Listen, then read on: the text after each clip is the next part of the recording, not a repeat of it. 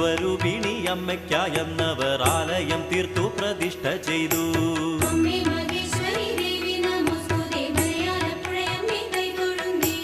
ദേവഗണങ്ങളും മൂർത്തികൾ മൂവരും ദേവി പ്രതിഷ്ഠയ്ക്കു സാക്ഷിയായി.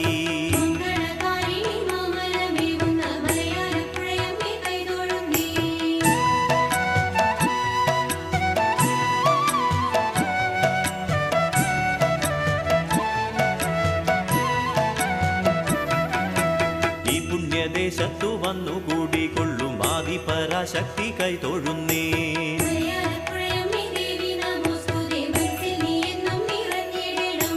മണ്ണിലും വിണ്ണിലും എന്നുടെ കണ്ണിലും ഉത്സവമാകുന്നു തൃക്കടാക്ഷം.